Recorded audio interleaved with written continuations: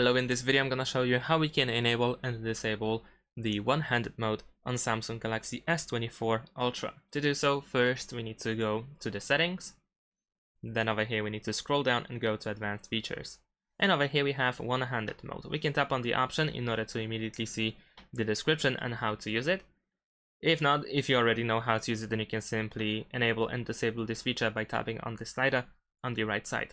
And you have two options. You can reduce the display size with a gesture, and it works like this. You need to start pretty much on the center of the bottom of the screen, so near the home button, let's say, and then swipe down like so. And then in order to exit the one-handed mode, you need to do the same thing. So go towards the home button and then swipe down like so. You can also switch to button, and then you can double tap the home button in order to enable or disable the one-handed mode. And that's it. Thanks for watching. Leave a like and subscribe to my channel, and see you in my next videos. Bye.